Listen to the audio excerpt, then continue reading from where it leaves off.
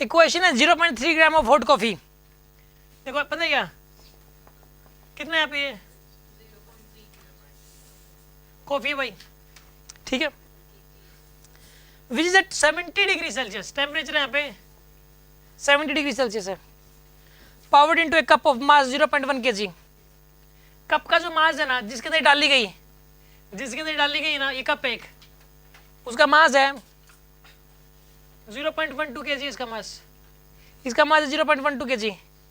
Find the final equilibrium temperature, take room temperature as 20 degree Celsius. जो बाहर का temperature है वो 20 डिग्री सेल्सियस है, ठीक है ना, रूम टेम्परेचर 20 यानी कि कप का टेम्परेचर 20 डिग्री सेल्सियस। सोचो आप कप का टेम्परेचर कितना है यहाँ पे 20 डिग्री, कप का टेम्परेचर वही होगा जो बाहर का टेम्परेचर है। अब एक बात बताओ, आपके घर में खाली कप रखा हुआ है, मान लो, उस खाली कप का टेम्परेचर क्या होता है, जो बाहर का सराउंडिंग का टेम्परेचर। अगर सराउंडिंग का टेम्परेचर बढ़ जाएगा तो खाली कप का टेम्परेचर भी बढ़ जाएगा, और अगर बाहर का टेम्परेचर घट जाएगा तो खाली कप का टेम्परेचर भी घट जाएगा। तो इस केस के अंदर नहीं 0.3 kg है, सॉरी 0.3 kg है यहाँ पे। देखो आप एक कप है जिसका मास है 0.12 kg, कप का मास कितना है और उसका मास कितना है, उसका टेम्परेचर कितना है, उसका टेम्परेचर 20 डिग्री सेल्सियस। ये जो टेम्परेचर है 20 डिग्री सेल्सियस, किसी ने बोला रूम टेम्परेचर मतलब कप का टेम्परेचर यही है, और इसके अंदर कॉफी डाल दी, पर फटाफट उसके अंदर जो ना बर्तन के अंदर गर्म किया कॉफी को, और कॉफी सीधी इसके अंदर पलट दी।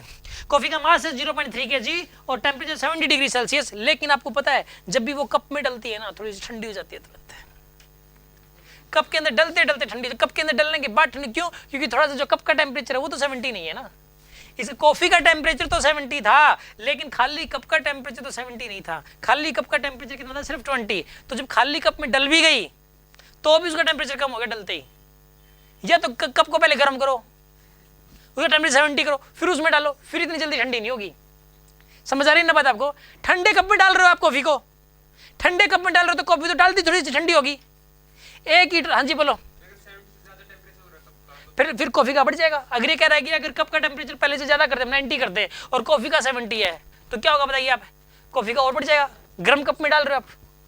बात समझ आ रही है कि नहीं आ रही आपको? तो इसके अंदर क्या होगा कि इसमें एक तो लॉस करने वाला और एक गेन करने वाला है। ये बताओ लॉस करने वाला कौन है? कॉफी।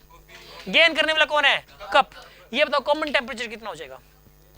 कॉमन टेम्परेचर बताना है। क्वेश्चन ये है, what is the common temperature here? Solve this question. इस वाले क्वेश्चन में एक चीज और गिवन है, स्पेसिफिक हीट कैपेसिटी दी हुई है आपको कॉफी की, वो तो दी हुई है कॉफी की स्पेसिफिक कैपेसिटी 4080 जूल पर केजी पर केल्विन, और एक स्पेसिफिक हीट कैपेसिटी आपको दी हुई है कप की, वो कितनी दी हुई है बताइए? 1020 जूल पर केजी पर केल्विन दी हुई है। कॉफी कितनी दी हुई है और कप कितनी दी हुई है, ठीक है ना, क्योंकि इसके बगैर क्वेश्चन सोल्व नहीं हो पाएगा। देखिए करते हैं इस क्वेश्चन को सोल्व, ठीक है ना, सॉल्व करते हैं इस क्वेश्चन को।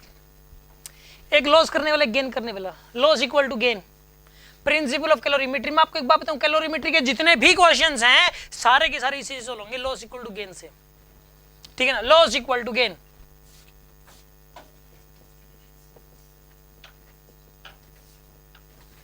लॉस इक्वल टू गेन, ठीक है ना। एक काम करो बताइए आप, लॉस किसका होगा यहाँ पे? कॉफी का। कितना लॉस हो रहा है कॉफी का?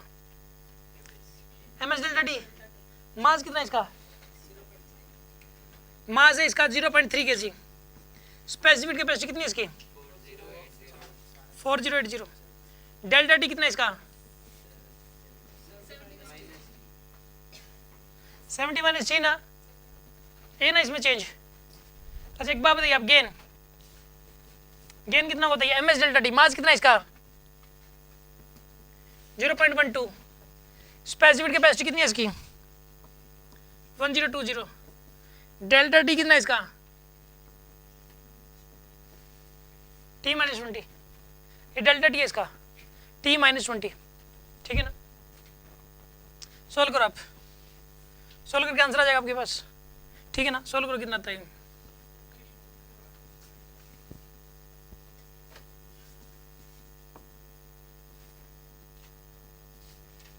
बताओ कैसे सोल्व करोगे इसको?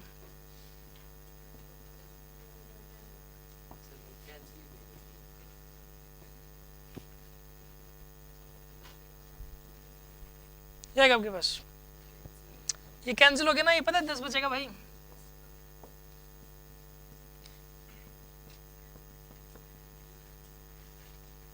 क्या आएगा 700 माइनस में 10t is equal to t minus 20, क्या आएगा 11t इज इक्वल टू 680, 720 आएगा क्या? शाबाश। सॉल्व कर लो, केल्विन में आ जाएगा आपके पास 65.5। समझ आ रहा है ना आपको? आपको एक बात समझ आ रही होगी, जब भी कैलोरीमेट्री का क्वेश्चन आएगा कभी भी 2 या 3 चीजों को मिक्स करोगे आप, कभी भी 2 या 3 चीजों को मिक्स करोगे तो कुछ इसमें लॉस करने वाले होंगे, कुछ इसमें गेन करने वाले होंगे, और जो लॉस हुआ और जो गेन हुआ उनको इक्वेट करना है। ऐसा करने से इस पूरी डीपीपी के सारे क्वेश्चन सोल्व हो जाएंगे आपसे। आ रही है ना बात समझ में आपको?